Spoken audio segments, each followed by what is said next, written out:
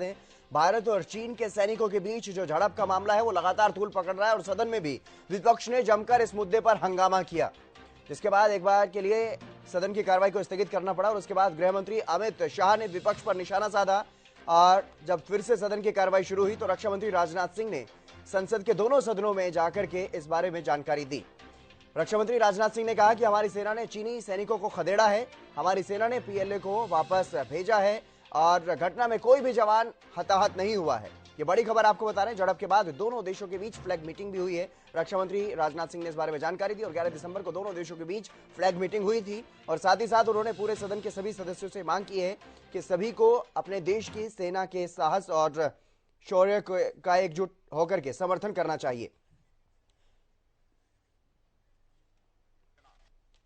और मुझे आदरणीय अध्यक्ष महोदय, मैं इस गरिमामयी सदन को अरुणाचल प्रदेश के तवांग सेक्टर में हमारी सीमा पर 9 दिसंबर 2022 को हुई एक घटना के बारे में अवगत कराना चाहूंगा। प्लीज स्टेटमेंट के बीच में नहीं बोलते। नो प्लीज में छुट्टी भी थी।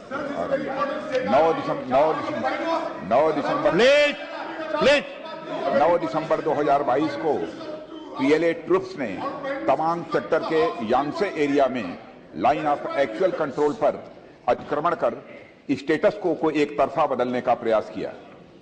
चाइना के इस प्रयास का हमारी सेना ने दृढ़ता के साथ सामना किया है अध्यक्ष महोदय, और इस फेस ऑफ में हाथापाई भी हुई है। भारतीय सेना ने बहादुरी से पीएलए को हमारी टेरिटरी में अतिक्रमण करने से रोका और उन्हें उनकी पोस्ट पर वापस जाने के लिए मजबूर कर दिया अध्यक्ष महोदय। इस झड़प में दोनों ओर के कुछ सैनिकों को चोटें भी आई हैं और मैं इस सदन को अवगत कराना चाहता हूं कि हमारे किसी भी सैनिक की न तो मृत्यु हुई है और न ही कोई गंभीर रूप से घायल हुआ है। इंडियन मिलिट्री कमांडर्स के टाइमली इंटरवेंशन के कारण पीएलए सोल्जर्स अपनी लोकेशंस पर वापस चले गए अध्यक्ष महोदय, और इस घटना के पश्चात एरिया के लोकल कमांडर ने 11 दिसंबर 2022 को अपने चाइनीज काउंटर पार्ट के साथ स्थापित व्यवस्था के तहत एक फ्लैग मीटिंग की और इस घटना पर चर्चा की। चीनी पक्ष को इस तरह के एक्शन के लिए मना किया गया और सीमा पर शांति बनाए रखने के लिए कहा गया। इस मुद्दे को चीनी पक्ष के साथ कूटनीतिक स्तर पर भी उठाया गया है। अध्यक्ष महोदय, मैं इस सदन को आश्वस्त करना चाहता हूं कि हमारी सेनाएं हमारी भौमिक अखंडता को सुरक्षित रखने के लिए पूरी तरह से प्रतिबद्ध हैं और इसके खिलाफ किसी भी प्रयास को रोकने के लिए सदैव तत्पर है हमारी भारत की सेना। और मुझे विश्वास है कि यह सदन हमारी सेनाओं की वीरता और साहस को एक स्वर से समर्थन देगा। और अध्यक्ष महोदय, मैं पूरी तरह से आश्वस्त हूं कि यह संसद बिना किसी संशय के भारत की सेना की क्षमता, शौर्य, पराक्रम व प्रतिबद्धता का भी अभिनंदन करेगा। धन्यवाद अध्यक्ष महोदय। मैं इतना स्पष्ट कहना चाहता हूं कि भारतीय जनता पार्टी की सरकार है, नरेंद्र मोदी इसके प्रधानमंत्री है और जब तक भारतीय जनता पार्टी की मोदी सरकार चल रही है, 1 इंच जमीन पर भी कोई कब्जा नहीं कर सकता। कल अपने सेना के जवानों ने जो 8 की देर रात को और 9 की सुबह को जो वीरता दिखाई है, मैं इसकी बुरी प्रशंसा करता हूं। इन्होंने घुसे हुए सभी लोगों को कुछ ही घंटों में वापस खदेड़ दिया और हमारी भूमि का रक्षण किया है। के लिए पूरी तरह से प्रतिबद्ध हैं और इस तो आपने सुना केंद्रीय गृह मंत्री अमित शाह और केंद्रीय रक्षा मंत्री राजनाथ सिंह के बयान, जो कि इस भारत और चीनी सैनिकों के बीच जो झड़प हुई उस मामले को लेकर के जब विपक्ष की तरफ से इस मामले में स्टेटमेंट मांगी गई केंद्र सरकार की तरफ से, तो दोनों ही मंत्री सामने आए।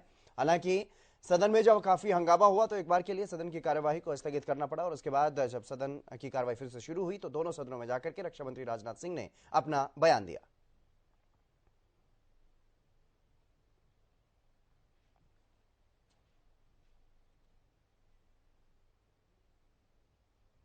और चलिए इसी मुद्दे पर और ज्यादा जानकारी लेंगे। मेरे सहयोगी केशव मेरे साथ जुड़ गए हैं न्यूज रूम से सीधे लाइव। केशव, क्या कुछ पूरी जानकारी, क्या कुछ समझा जाए, क्योंकि सदन में काफी हंगामा हुआ, विपक्ष ने इस मुद्दे को काफी जोरदार ढंग से उठाया और प्रश्नकाल में हालांकि कार्रवाई नहीं चल पाई, स्थगित करना पड़ा सदन को, लेकिन उसके बाद दोनों सदनों में ही राज्यसभा में भी और लोकसभा में भी केंद्रीय रक्षा मंत्री राजनाथ सिंह ने बयान दिया है। बिल्कुल, जो भी राजनीतिक प्रतिक्रियाएं इसके ऊपर हुई हैं हितेंद्र, उसके बारे में हमने दिखाया, आपने भी बताया अभी, और सदन में बयान भी दिया गया गृह मंत्री के द्वारा, रक्षा मंत्री के द्वारा भी। लेकिन भौगोलिक स्थिति क्या कुछ है, एक बार उसे समझना जरूरी है। थोड़ा सा वहां का फिजिकल टेरेन क्या कुछ कहता है, ज्योग्राफिकल टेरेन क्या कुछ कहता है, एक बार ये जान लेते हैं, उसके बाद हम विषय पर वापस आएंगे। ये देखिए, अगर इस मैप में हम आसानी से देख पा रहे हैं एस्टेब्लिश करने के लिए, तो ये भारत का हिस्सा है। भारत के साथ इधर जो ये पूरा इलाका पड़ रहा है, जहां मैं इंडिकेट कर रहा हूं, ये चाइना है, ये नेपाल है, और ये बहुत छोटा सा इलाका यहां पर ये भूटान है। ये हमारा पूरा नॉर्थ ईस्ट रीजन है, सप्त भगिनियों के साथ, सेवन सिस्टर्स के साथ, और ये हिस्सा अरुणाचल प्रदेश का है। अब अगर आप थोड़ा सा गौर से देख पाएंगे तो अरुणाचल प्रदेश का अधिकांश हिस्सा जो है वो चाइना के साथ टच है। भारत और चाइना आपस में तकरीबन 3400 किलोमीटर की सीमा जो है वो साझा करते हैं एक दूसरे के साथ, जैसे एलएसी कहते हैं, लाइन ऑफ एक्चुअल कंट्रोल। वो कहीं पर मैकमोहन कहलाती है, कहीं पर एलएसी कहलाती है, और इसका तकरीबन अब 1000 किलोमीटर के आसपास का जो एरिया है वो अरुणाचल प्रदेश से और इधर नेपाल से होते हुए लगता है सारा। क्योंकि नेपाल भारत की राजधानी के भारत के क्षेत्र के अंदर नहीं लगता, भूटान नहीं लगता, तो सिक्किम और अरुणाचल प्रदेश मिलाकर रफली अगर बात किया जाए हितेंद्र, तो 1000 किलोमीटर की सीमा जो है वो लगती है इसके साथ। अब यहाँ पर मसला क्या है, और आगे चलकर हम देखते हैं, इस मैप को थोड़ा सा और जूम हम करेंगे तो ये भूटान है, और भूटान के जस्ट आप यहां पर आप देखेंगे तो ये लगता है तवांग। तवांग हिस्सा अरुणाचल प्रदेश का है, लेकिन बिल्कुल भूटान और इसके साथ साथ चाइना और भारत तीनों की सीमाओं का एक तरीके से कॉमन पॉइंट इसे कहा जा सकता है, बॉर्डर एरिया है। यहां पर जितना प्लेन ये दिखाई दे रहा है, हकीकत में तवांग इतना प्लेन इलाका है नहीं, क्योंकि बिल्कुल लोअर जो हिमालयन रेंज है, जिसे शिवालिक रेंज कहा जाता है, उसका तवांग हिस्सा है। बहुत ऊंची ऊंची पहाड़ियां हैं, कई बर्फीले इलाके हैं, इसके अलावा नदियां हैं, कई गहरी गहरी घाटियां हैं। तो यहाँ का जो टेरेन है वो बिल्कुल भी प्लेन टेरेन नहीं है। और सफाई के साथ अगर समझेंगे तो देखिए, ये आता है भूटान, ये आता है चाइना, और ये आता है भारत। इन तीनों का जो बॉर्डर एरिया लगता है, ये लगता है तवांग।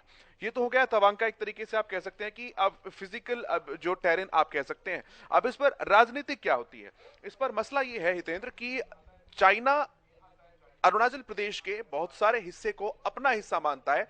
वो कहता है कि ये हमारे लोअर तिब्बत का हिस्सा है। अब इसकी सारी की सारी शुरुआत कहां से होती है, विशेषज्ञों की अगर बात माने तो इसी समय तवांग को लेकर ये अब हलचल क्यों शुरू हुई, मतभेद क्यों शुरू हुआ, क्योंकि अब से तकरीबन 2 हफ्ते पहले भारत और अमेरिकी सेना जो है उत्तराखंड के अंदर एक साझा सेना अभ्यास कर रही थी, और चीनी विदेश मंत्रालय के जो प्रवक्ता हैं लाओ सिंह, उन्होंने इस बात का बाकायदा विरोध भी दर्ज करवाया था कि भारत और अमेरिका के बीच ये जो साझा युद्ध अभ्यास चल रहा है, ये भारत के 1993 और 1998 के एक साझा समझौते का उल्लंघन है। 1993 में तत्कालीन प्रधानमंत्री भारत के पीवी नरसिम्हा राव और उस समय के चाइना के प्रधानमंत्री के बीच समझौता हुआ था।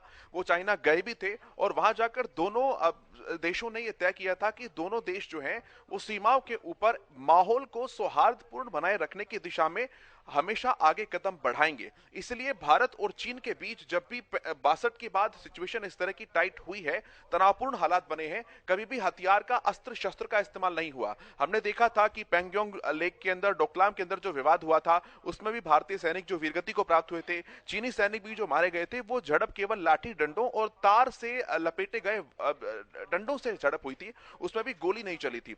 तो चाइना का यह कहना है कि भारत और अमेरिका के बीच जो युद्धाभ्यास था वो हमारे समझौते का उल्लंघन है, जबकि उसमें उल्लंघन जैसा कुछ भी नहीं था। चीन भी इस तरह के कुछ युद्धाभ्यास करता रहा है, और चीन और भारत के भी काउंटर टेररिज्म को लेकर के सीमा पर ही बहुत से युद्धाभ्यास होते रहे हैं, जिसमें हथियार इंक्लूड हुए हैं। तो विशेषज्ञों का यह कहना है कि इसमें कहीं भी जो एग्रीमेंट था उसके उल्लंघन जैसे सिचुएशन नहीं है। लेकिन चाइना इस बात को बर्दाश्त नहीं कर पा रहा कि भारत और अमेरिका के साथ जो रिश्ते हैं वो लगातार प्रगाढ़ होते जा रहे हैं, क्योंकि भारत दोनों ही बड़ी वैश्विक अर्थव्यवस्थाओं के नजरिए से एक बहुत बड़ा बाजार है, और ऐसे में चीन कभी नहीं चाहेगा कि भारत की नजदीकियां अमेरिका के साथ बढ़े, क्योंकि चीन भारत का पड़ोसी होने के साथ साथ एक बहुत बड़ा आयातक और निर्यातक, इंपोर्टर और एक्सपोर्टर दोनों है। इसीलिए चीन का इस समय तवांग के ऊपर हालात तनावपूर्ण बनाना अपने आप में सारी इन चीजों को आपस में लिंक कर देता है। और हितेंद्र, ये केवल आज से ही नहीं है, अगर हम पिछले 20-30 सालों का रिकॉर्ड उठाकर देखें तो समय समय पर चीन के द्वारा इस तरह की चीजें जो है वो की जाती रही हैं। चाहे हम डोकलाम विवाद की बात करें या फिर अक्साई चीन को लेकर जो भी चीजें हुई थी, चीन की स्ट्रेटजी रही है कि 2 कदम आगे बढ़कर 1 कदम पीछे हटा लेता है और अल्टीमेटली इसका रिजल्ट ये होता है कि चीन 1 कदम आगे ही खड़ा होता है। लेकिन भारत ने हमेशा से अपनी अप्रोच को डिफेंसिव अप्रोच रखा, कभी अटैकिंग अप्रोच नहीं रखा। अब डोकलाम में भारत का जो स्टैंड था और अब भी जो भारत का स्टैंड रहा है, चाहे रक्षा मंत्री राजनाथ सिंह ने उस बात को कहा हो या फिर गृह मंत्री अमित शाह ने भी उस बात को कहा हो कि भारत का डिफेंस अटैकिंग डिफेंस है। जो सूत्रों ने और जो आसपास के वहां लोग थे और जो सूत्र हैं सेना के, उनके हवाले से भी खबर इस बात की आ रही है कि भारतीय सेना ने अच्छी खासी पिटाई की है चीनी सैनिकों की और इस पूरे विद्रोह के अंदर, इस पूरी झड़प के अंदर भारतीय सैनिक भी घायल हुए हैं, लेकिन ज्यादा मात्रा में चीनी सैनिक घायल हुए हैं। तो ये कुल मिलाकर मोटा मोटा मसला है जो अभी हमने समझाने की कोशिश की है। लेकिन हाँ, इसका जो समाधान है, शांति है, वो एक तरीके से डिप्लोमेटिक लेवल पर ही संभव है। 9 दिसंबर की ये पूरी घटना है हितेंद्र। घटना को 4-5 दिन बीत चुके हैं। अभी वहां के जो हालात हैं वो बिल्कुल शांतिपूर्ण हालात हैं, क्योंकि इस झड़प के बाद दोनों देशों की, भारत और चीन की कमांडर स्तर के जो अधिकारी हैं उनकी बैठक हुई है और वहां पर बाकायदा फ्लैग मार्च भी निकाला गया है सीमा पर। तो हालात अभी वहां पर तनावपूर्ण नहीं है, हालात शांतिपूर्ण है हितेंद्र जी। लेकिन केशव, अगर बात की जाए संसद की, क्योंकि संसद में जिस तरीके से हंगामा हुआ, दोनों ही सदनों में, लोकसभा में भी और राज्यसभा में भी जिस तरीके से हंगामा देखने को मिला विपक्ष के सदस्यों की तरफ से, तो उनकी तरफ से ये मांग भी की गई है कि एक सर्वदलीय जो है वहां पर एक डेलीगेशन जाए सदस्यों का, और वो वहां पर जाकर के ग्राउंड लेवल का जो स्थिति है उसको जाकर के देखे। तो उसके बारे में फिलहाल क्या कुछ जानकारी सामने आ रही है? बिल्कुल ऐसा हो सकता है, संभावना बन रही है, लेकिन थोड़ा सा इस बात को समझना पड़ेगा कि अरुणाचल प्रदेश भारत का हिस्सा है, लेकिन भारत का नागरिक या भारत के बाहर का कोई भी नागरिक अगर अरुणाचल प्रदेश खासकर के बॉर्डर इलाके के अंदर जाता है, तवांग में जाता है, तो उसको आईएलपी लेना पड़ता है। आईएलपी यानी कि इंटर लाइन परमिट, एक दस्तावेज है जो कि भारत सरकार ये अब एक तरीके से आप कहें कि जाने के लिए पास वहां पर मुहैया कराती है, जिस पर भूटान की भी और चाइना की भी तीनों की सहमति होती है कि हाँ, ये व्यक्ति वहां पर जा सकता है, क्योंकि सेंसिटिव स्टेट है और चूंकि वहां का फिजिकल टेरेन, ज्योग्राफिकल टेरेन ऐसा है कि कौन सी घाटी किसके हिस्से में है। अधिकांश तो वहां पर चोटियां हैं, पहाड़ों की चोटियां हैं, शिवालिक रेंज, हिमालयन, तो चोटियां किसके हिस्से में है। अब ऐसा है कि 1 नंबर चोटी जो है वो भारत के हिस्से में है, 2 चाइना के में है, 3 फिर भारत के हिस्से में, चौथी फिर भूटान के हिस्से में है। तो टेरेन वहां का बहुत अजीब सा है। वहां के फिजिकल और ज्योग्राफिकल टेरेन को समझने के लिए एक्सपर्ट्स की आवश्यकता होगी। हाँ, राजनीति के हिसाब से, अब तसल्ली करने के हिसाब से हो सकता है कि अब एक यहाँ पर डेलीगेशन को वहां पर भेजें, लेकिन इसमें भी सेना की सहमति जरूरी होगी और देखते हैं जब डेलीगेशन वहां पर जाता है तो क्या कुछ चीजें हो पाती हैं। अभी इसके बारे में कोई ठोस स्तर की मोहर नहीं है कि डेलीगेशन वहां पर जा ही रहा है। बिल्कुल, लेकिन तो विपक्ष की तरफ से जरूर ये मांग की गई है। बिल्कुल, बहुत शुक्रिया केशव तमाम जानकारी देने के लिए, तमाम स्थिति को समझाने के लिए दर्शकों के लिए और स्थिति को आसान बनाने के लिए। तो इस पर संसद में काफी हंगामा हुआ, विपक्ष ने काफी हंगामा किया, तो सरकार की तरफ से भी अपना जवाब दिया गया।